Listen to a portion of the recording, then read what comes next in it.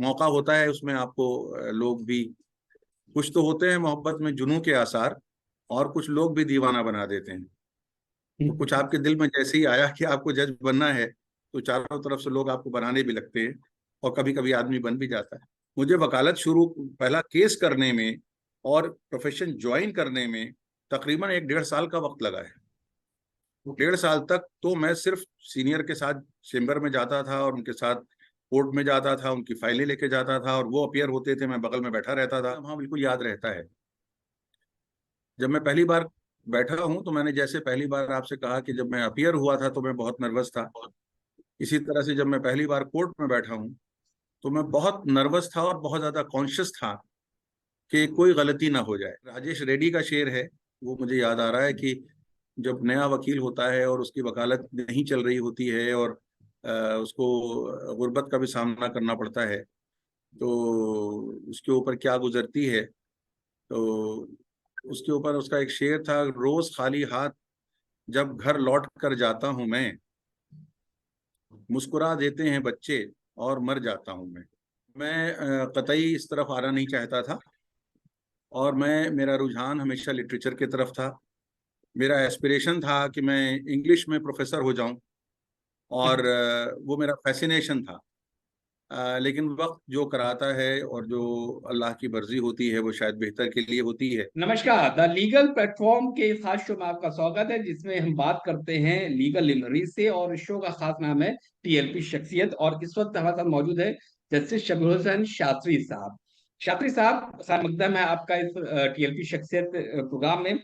पहला शेर मैं अकबर इलाहाबादी का पढ़ना चाहता हूँ, आपकी नजर है कि पैदा व वकील तो शैतान ने कहा, लो आज हम भी साहिब औलाद जी औलाद हो गए।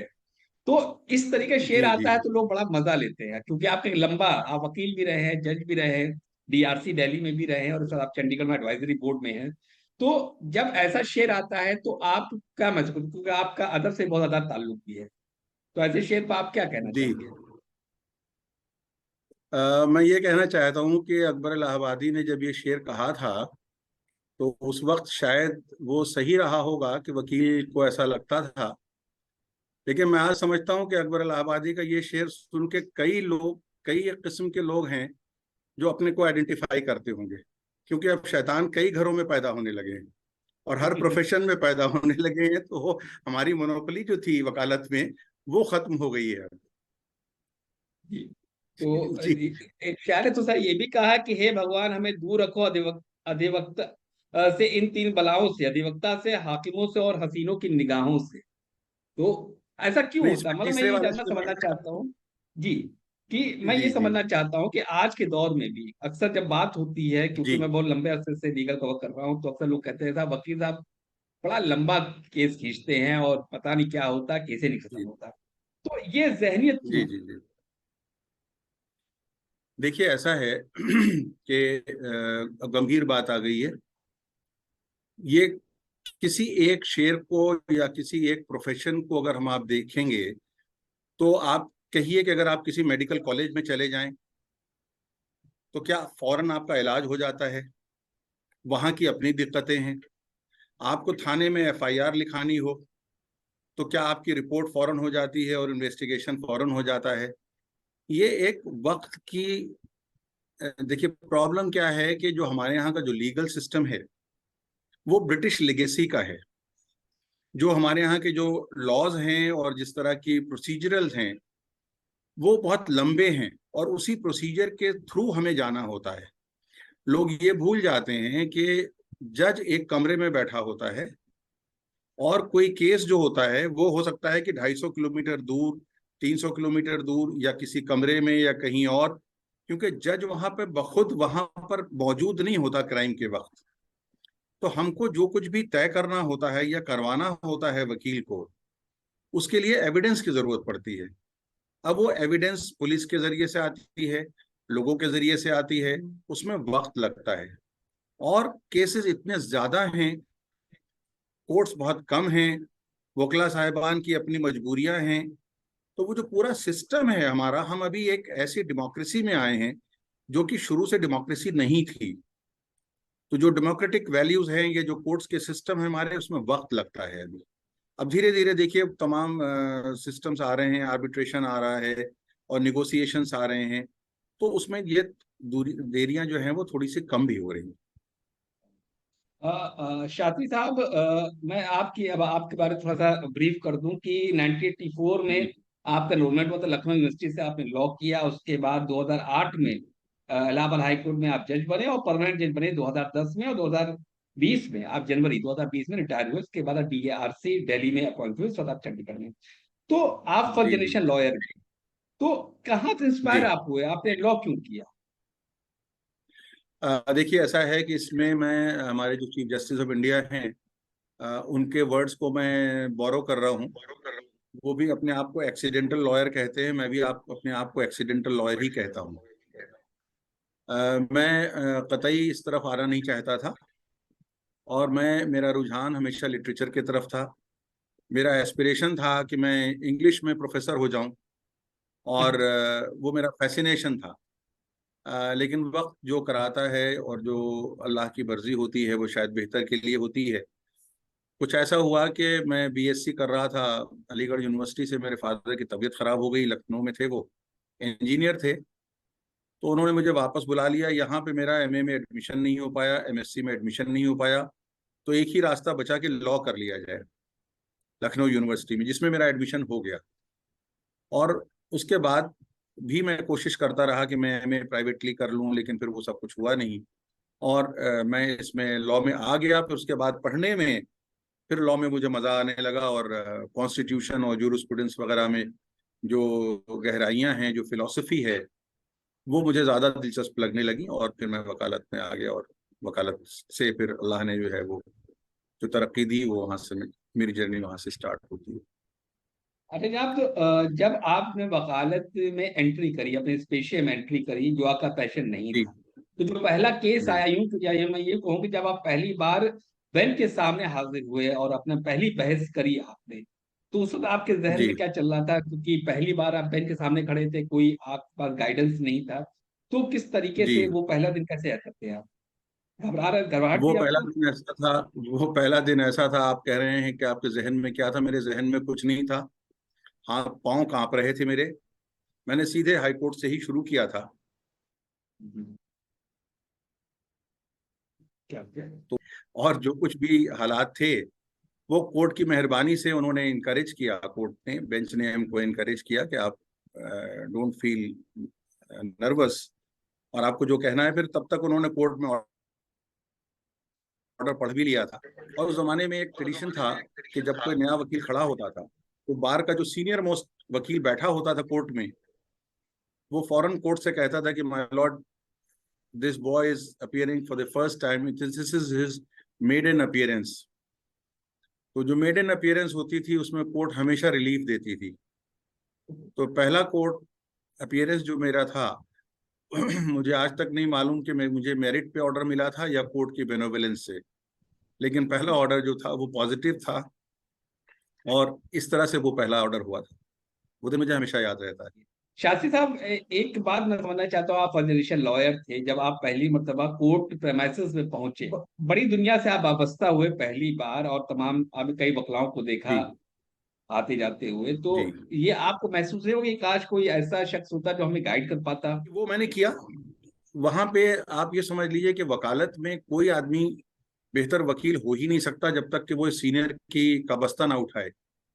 और 2-3 साल मेरा भी जो पहला एक्सपीरियंस है वो पहले दिन का एक्सपीरियंस इस तरह से नहीं कि मैं पहले दिन कोर्ट में गया और मैंने वकालत शुरू कर दी। हम्म। मुझे वकालत शुरू, पहला केस करने में और प्रोफेशन ज्वाइन करने में तकरीबन 1-1.5 साल का वक्त लगा है। 1.5 साल तक तो मैं सिर्फ सीनियर के साथ चेम्बर में जाता था, और उनके साथ कोर्ट में जाता था, उनकी फाइलें लेके जाता था, और वो अपियर होते थे, मैं बगल में बैठा रहता था। तो इस तरह की ट्रेडिशंस होती हैं। फिर कभी कभी आपको कोई एक केस मिल जाता है, या सीनियर आपको कोई केस देता है कि नहीं, इसमें आप अपियर हो जाइए। तो वो इस तरह से नहीं है कि आप पहले दिन ही गए और आपने कोर्ट में बहस कर दी। ये फिल्मों में होता है। हम्म। वहां पे बहुत वक्त गुजर जाता है, आप कोर्ट्स को पहचानने में, कोर्ट्स के कहाँ पर सिचुएटेड है, कौन सी कोर्ट, कौन सा मसला है, किस बेंच में जाएगा। ये सब चीजों को कॉज लिस्ट कैसे बनती है, कहाँ पर लगेगा, कॉज लिस्ट में पता लगेगा कि आपका ये सेकंड हाफ में आएगा, फर्स्ट हाफ में आएगा, किस नंबर पे है। ये सारी टेक्निकलिटीज समझने के लिए काफी वक्त लग जाता है। सब बहुत चाहिए, बिना सब्र के नहीं हो जी सकता ये प्रोफेशन। ये आप कहना चाहते जी हैं? जी, बगैर बगैर सीनियर के नहीं हो सकता। और मेरा मानना है कि अगर जो जो लोग ये करने की कोशिश भी करते हैं, वो जी। अपने साथ भी गलत करते हैं, कोर्ट के साथ भी गलत करते हैं। क्योंकि जो अनट्रेन्ड लॉयर होता है वो कोर्ट का बहुत वक्त जाया करता है। उसको मालूम नहीं है कि कहाँ से शुरू करना चाहिए, पॉइंट कहाँ पर है, एड्रेस कैसे करना चाहिए। तो ये सब चीजें सीनियर के चेम्बर में ही सीखता है आदमी। पहला केस वो कौन सा था जो आपको अपनी मेहनत से, आपको अपनी बिलियंस से मिला, और जब जीता पहला केस आपने अपनी मेहनत से, नॉट एज अ फर्स्ट, जब फर्स्ट अपियरेंस में नहीं, तो आपको कैसा लगा उस वक्त? पहला केस आप जीते थे या हारे थे? पहला केस तो मैंने आपको बताया कि कोर्ट ने मुझको बेनेवलेंस में ऑर्डर दिया था। लेकिन फिर उसके उसके बाद बाद जो क्या केसेस मुझे याद हैं, हाँ उसके बाद मैंने जो केसेस किए हैं अपने आप, वो सर्विस मैटर के थे। और हुआ? उसमें एक नौकरी में होते हैं, वो सर्विस लॉ कहलाता है। तो सर्विस लॉ एक पर्टिकुलर बेंच में जाता है। तो किसी का टर्मिनेशन हो गया था, नौकरी से निकाल दिया गया था वो आदमी। इस बिना पे निकाल दिया गया था कि उसका कॉन्ट्रैक्ट खत्म हो गया था। तो जो अदालत थी उसने मुझसे कहा कि आपका ये कॉन्ट्रैक्ट खत्म हो गया है, तो आपका राइट क्या है, हम्म। क्या आपको कंटिन्यू कराया जाए सर्विस में, आपका राइट क्या है। जी। तो मैंने वहां पे ये दलील रखी थी कि साहब अब वक्त उनके जिस डिपार्टमेंट के बारे में मैं कह रहा हूँ, उस डिपार्टमेंट के पास काम है, पोस्ट खाली है, और इस आदमी के खिलाफ कोई शिकायत नहीं है। तो इसको हटाकर कॉन्ट्रैक्ट के बेसिस के ऊपर कि टर्म खत्म हो गया है, अब किसी दूसरे आदमी को रख लेना गवर्नमेंट के हक में कहाँ तक जायज है। क्योंकि एक ट्रेंड आदमी को हटा के आप एक नए आदमी को रखेंगे, तो इट विल बी बेटर कि आप इसी को कंटिन्यू करें। कोर्ट ने कहा कि इसके लिए ट्राइब्यूनल बने हुए हैं, आप ट्राइब्यूनल में भी ये काम करा सकते हैं। हमारे यहाँ एक ऑल्टरनेटिव रेमेडी होती है कि जो जो मसले छोटे होते हैं उसको डायरेक्टली हाई कोर्ट में नहीं लाते। तो मुझे याद है ये जस्टिस एस सी माथुर साहब की बेंच थी। और बहुत सख्त किस्म के आदमी थे, और बहुत कम हंसते थे, बहुत कम बोलते थे वो। तो उन्होंने कहा कि आप ट्राइब्यूनल जा सकते हैं, ये काम ट्राइब्यूनल में भी हो सकता है। तो बगैर सोचे समझे मेरे मुंह से निकल गया कि हुजूर वहां तो हो ही सकता है, लेकिन ये बड़ी अदालत है, यहाँ तो यकीनन हो सकता है। तो पता नहीं क्या लहजा उनको पसंद आया और वो मुस्कुराए और उन्होंने एडमिट करके स्टे कर दिया। ठीक है। और वो आदमी फिर बाद में काम करता रहा, वो परमानेंट भी हुआ, बाद में वो आता था मेरे पास, उसकी पूरी नौकरी लग गई। इसने मुझे बड़ा इनकरेज किया। जी। एक लंबा वक्फा एज अ वकील आपने गुजारा अपने इस करी जिंदगी हाँ, में। तकरीबन तकरीबन जब 23-24 साल। जी जी। 23-24 साल, और जब आप जज बने पहली मर्तबा, जब आपको मौका मिला जज बनने का, जब ये मालूम चला कि आपको जज आप बन सकते हैं और बनने की प्रक्रिया आपको लेकर शुरू हो गया है, जो ब्लैक वारंट कहा जाता है, उस वक्त आपके जहन में क्या चल रहा जी था? जी। देखिए हमारे यहाँ जो सिस्टम है उसमें ये बात कि आप जज बनना चाहते हैं, ये सबके 45-50 के उम्र के बाद हर आदमी ये सोचने लगता है कि वो भी बन सकता है। ये अब सेलेक्ट करना होता है कोर्ट को, अदालतों को, जो जजेस आपको ऑब्जर्व करते हैं। कभी कभी उनके तरफ से भी कुछ हिंट मिलते हैं कि नहीं, you are doing well and your work is good. आपको हम्म। अदरवाइज भी वो कोर्ट के बाहर भी देखते हैं, जो फंक्शंस होते हैं उसमें। तो कुछ कुछ आपको एक एहसास होता है कि हाँ आप जज बन सकते हैं। लेकिन वो पीरियड बड़ा टर्मोइल का होता है, क्योंकि आप हर वक्त फिर जज बनने का ख्वाब देखने लगते हैं, तो फिर आप बड़े सीरियस हो जाते हैं, आप नॉर्मल नहीं रहते। फिर आपकी शिकायतें शुरू हो जाती हैं, लोग जो आपके पीए हैं वो नहीं बन पा रहे हैं, या उनको लगता है कि कल ये जज हो जाएंगे। तो ये हमारे यहाँ का एक कल्चर है जो बुरा है, कि चारों तरफ से प्रेशर बन जाता है। और वक्त भी लगता है इसमें। तो वो जो बीच का वक्त होता है, उसमें ना आप कह सकते हैं किसी से कि साहब मैं जज बनना चाहता हूँ, ये कोई ऐसी बात नहीं होती कि जो इलेक्शन की तरह तो होता नहीं है कि साहब हमको वोट दीजिएगा। तो बड़ा बड़ा टर्मोइल का, मेंटल टर्मोइल का पीरियड होता है। टमाटर। तो क्या शिकायतें क्या होती थी आपकी, मैं ये जानना चाहता हूँ, अगर आप बता शेयर करना चाहें तो। शिकायतें, सब शिकायतें हर तरह की होती हैं। और शिकायतें जी। कभी कभी बड़ी ही घटिया किस्म की शिकायतें भी होती हैं कि साहब इनके भाई साहब जो हैं फलाने जगह के फलाने जुर्म में पकड़े गए थे, ये तो साहब अच्छा। इनका तो कंडक्ट बड़ा अच्छा नहीं है, और वगैरह हम्म। वगैरह। जिसको जो समझ में आता है वो कोई ना कोई शिकायत करता है कि साहब ये तो इनकी जो पॉलिटिकल लीनिंग है, ये तो फला जगह पर बैठे देखे गए थे, ये क्लब जाते रहते हैं, वगैरह वगैरह। जिसको जो समझ में आता है वो शिकायत करता है कि भाई किसी ना किसी अरे बेसिस के ऊपर जो है। जब आप जज बने और पहली मर्तबा आप डाइस पर बैठे, जिसे बेंच कहा जाता है, एक बड़ी जी पाइस बेंच होती है वो, और बड़ा रिस्पेक्ट उसका होता है, जब जी आप पहली मर्तबा बैठे, यानी कि एक तरीके से जब जी आप कभी सामने रहते थे, अब आप वकील साहब को सुन रहे थे, कभी जज साहब से आप जी जी बहस करते थे, जज साहब को बताया जी करते जी थे आज आपको वकील बता।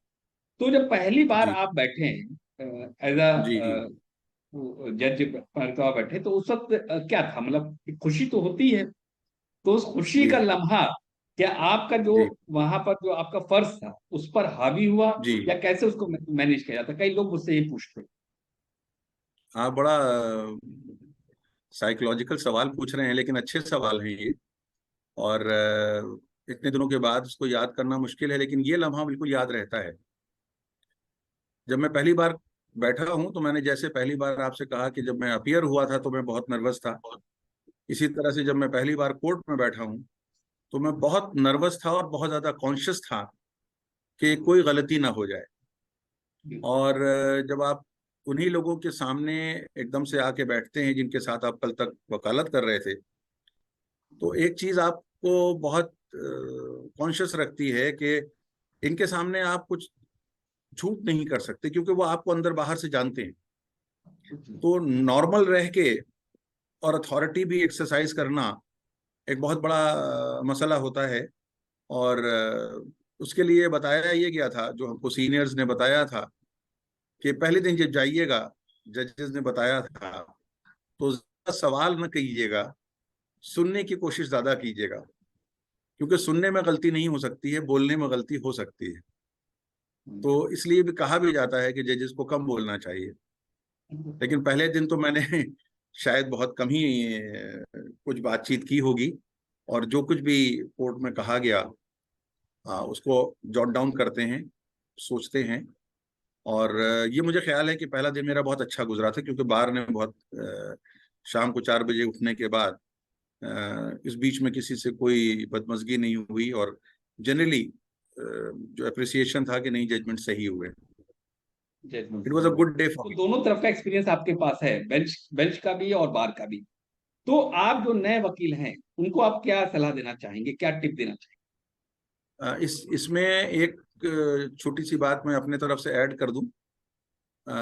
मैं, मेरे पास दोनों साइड का एक्सपीरियंस है, और इसी के साथ साथ मेरे पास एक और एक्सपीरियंस है, और वो ये है कि मैं बार के साइड में जब था तो मैं 5 बार उनकी बार के जो एसोसिएशन, अवध बार एसोसिएशन जो थी, उसमें चाहिए? 5 बार ऑफिस बेयरर भी रहा हूँ, जी जी इलेक्ट हुआ हूँ, इलेक्शन भी लड़े थे मैंने। तो बार की साइड से मुझे जो और लोगों का एक्सपीरियंस होता है उससे मुझे कम से कम 5 गुना ज्यादा एक्सपीरियंस है। जी। ये मेरे लिए एक एडेड क्वालिफिकेशन है। और मैं करीब 14 साल तक सरकारी वकील भी रहा हूँ, तो जी। मुझे उस तरफ का भी एक एक्सपीरियंस है। तो प्राइवेट साइड का और गवर्नमेंट साइड का और बार में इलेक्शन का और जज बनने का एक्सपीरियंस है। तो मुझे एक्सपीरियंस, वकालत की जो नुआंसेस हैं उसका काफ़ी एक्सपीरियंस है। लेकिन एक चीज़ मैं आपसे कहूँ कि एक हिंदी में कहते हैं, पर उपदेश कुशल बहुतेरे। उपदेश देना बहुत आसान होता है, तो हर जज ये समझ सकता है कि उसको बहुत कुछ कहने का हक है। लेकिन मैं एक ही चीज़ खाली कह सकता हूँ कि मेहनत का कोई सब्स्टिट्यूट नहीं है। इंसान, और बहुत से फैक्टर हैं, आपके फादर वकील हों, आप उस प्रोफेशन से आए हों, और शराफत से बोलें, कर्टसी होनी चाहिए, ये होना चाहिए, वो सब चीज़ें आपके अंदर हैं। लेकिन अगर आप मेहनत करते हैं तो वो एक ना एक दिन रंग जरूर लाती है। और वकालत में कोई एक जिंदगी का आयाम नहीं है तो उसको एक बार में कहा जाए कि नहीं आप ऐसा करें तो आप अच्छे वकील हो जाएंगे। बहुत से मिलजुल कर फैक्टर होते हैं। तो वो मेहनत में मैं समझता हूँ, जब आप मेहनत करते हैं तो मेहनत से मेरा मतलब ये नहीं है कि आप 12 बजे रात तक पढ़ते हैं। आप मेहनत से वकील बनना चाहते हैं। तो जब आप मेहनत से वकील बनना चाहते हैं तो आप दूसरों को उसी मेहनत के साथ देखते भी हैं कि ये कैसे अच्छा वकील बना, ये कैसे इसको मुकदमे को इसने हैंडल किया और कैसे रिलीफ मिल गई, क्या नहीं करना चाहिए, ये भी आप उस मेहनत में शामिल होता है। कि फलाने साहब ने बदतमीजी की कोर्ट में और उनको रिलीफ नहीं मिली, या फलाने साहब तैयार होकर नहीं आए थे तो उनको रिलीफ नहीं मिली, या किसी साहब की रेपुटेशन बहुत खराब है कि आप पैसे ले लेते हैं मुकदमे पे डेट पे नहीं पहुंचते। मेहनत में मेरा ख्याल है कि मेरा जो जो जज्बा है वो ये है कि मेहनत में ये सारी क्वालिटीज मौजूद होती हैं कि आप डिसिप्लिन मेहनत होना से वकालत करें, ईमानदारी से वकालत करें, आपका दिल हो वकालत करने में। चाहिए। अच्छा, आप लखनऊ से ताल्लुक रखते हैं, अलीगढ़ भी आप कुछ जी अर्सा रहे, अलीगढ़ में भी, तो जाहिर है अदब से भी आपका खासा ताल्लुक होगा, जी शेर व शायरी से भी। जी। कोई ऐसा शेर जो आज आपको याद आ रहा हो या आपको बहुत पसंदीदा हो, किसी मकबूल शायर का शेर? देखिए साहब, शायर शायरी का जिसको शौक हो उससे किसी एक शेर की उम्मीद रखना बड़ा मुश्किल काम होता है। और किसी बात पे आप कुछ कहेंगे तो कोई शेर याद आ जाएगा, क्योंकि तमाम इतने ज्यादा अशार हैं कि उसमें किसी एक खास शेर का चुनना बहुत मुश्किल है। तो जो आज हालात है, अ, जो वकीलों के हालात होते हैं, मैंने देखा कई बार यहाँ लखनऊ बेंच पर कि बड़ा जी। परेशान रहते हैं कि उनका फीस उनको मिल जाए, क्लाइंट से अक्सर उनसे रिक्वेस्ट करते हुए दिखते हैं वकील साहब। अब इस पर्टिकुलर हालत के ऊपर शेर जो है वो एक राजेश रेड्डी का शेर है। वो मुझे याद आ रहा है कि जब नया वकील होता है और उसकी वकालत नहीं चल रही होती है और उसको गुर्बत का भी सामना करना पड़ता है, तो उसके ऊपर क्या गुजरती है। तो उसके ऊपर उसका एक शेर था, रोज खाली हाथ जब घर लौट कर जाता हूं मैं, मुस्कुरा देते हैं बच्चे और मर जाता हूं मैं। कभी आपने जिंदगी में जी सोचा था कि आप यहाँ तक पहुंच पाएंगे, इतना लंबा सफर आप कर पाएंगे जहाँ हमने लॉ करने की शुरुआत की उस पर? जी, नहीं बिल्कुल नहीं सोचा था। और जब वकालत शुरू की थी तो सारा वक्त इसी में लग जाता था कि किस तरह से सरवाइव करे आदमी। क्योंकि मेरे पास कोई लाइब्रेरी नहीं थी, मेरे पास कोई घर में किताबें नहीं थी। तो जितनी वकालत की इनकम होती थी उसी से किताब भी खरीदना होता था, उसी से लाइब्रेरी का मेंटेनेंस भी करना होता था, उसी में से मुंशी को भी पैसे देने होते हैं, और उसी से आपको अपने चेम्बर का खर्च भी चलाना होता है, किराए की जो बिल्डिंग होती है उसका किराया भी देना होता है। तो डिफिकल्ट पीरियड होता है, वो डिफिकल्ट पीरियड होता है। और तो उस वक्त ये ख्वाब देखना बहुत मुश्किल होता है कि साहब मैं एक दिन जज बन जाऊंगा। ये तो जब आप स्टेबलाइज कर जाते हैं तो 10-12 साल के बाद, 15 साल के बाद, 20 साल के बाद, तो 20 साल के बाद शायद मुझे भी ये ख्याल आया होगा कि जज बन सकता हूँ, या कहीं से कुछ आइडिया आया, ये हिंट होते हैं। वो एक मौका होता है, उसमें आपको लोग भी कुछ तो होते हैं मोहब्बत में जुनून के आसार, और कुछ लोग भी दीवाना बना देते हैं। तो कुछ आपके दिल में जैसे ही आया कि आपको जज बनना है तो चारों तरफ से लोग आपको बनाने भी लगते हैं, और कभी कभी आदमी बन भी जाता है। तो मैं एक चीज और ऐड कर दूं, जी जो जी, अगर बताइए। आप बीच में जी क्योंकि मैं जी जी प्रेजेंटली भी अभी काम कर रहा हूँ। जी मैं प्रेजेंटली चंडीगढ़ में हूँ, जी जी और दिल्ली के बाद मैं यहाँ आ गया था। और यहाँ पर ड्रग्स एंड नारकोटिक्स एक्ट है, क्योंकि पंजाब जी में इसका बड़ा मेनेस है, यहाँ पर ड्रग्स का बहुत इफेक्ट है। तो पिट एनडीपीएस होता है, प्रिवेंशन ऑफ जी जी illicit trafficking and narcotics and drugs act में। तो उसमें जी रोकथाम के लिए ये एक एडवाइजरी बोर्ड होता है, तो उसका मैं चेयरमैन हूँ। और इसी के साथ साथ एक एनएसए का बोर्ड होता है, नेशनल सिक्योरिटी एक्ट का, हाँ। तो उसका भी मैं चेयरमैन हूँ। दोनों बोर्ड मर्ज कर दिए गए हैं। तो अभी भी मैं कोशिश कर रहा हूँ कि प्रोफेशन से मैं जुड़ा रहूँ, और जो कुछ खिदमत हो सकती है वो देश की खिदमत की जा सके। ये बहुत बहुत शुक्रिया, और बहुत उम्दा जज्बा है आपका, इंशाल्लाह कामयाब होंगे। तो बहुत शुक्रिया शबीर हुसैन शास्त्री साहब, हमसे जुड़ने के लिए, अपनी जाती जिंदगी के बारे में हमसे बातें शेयर करने के लिए बहुत बहुत शुक्रिया।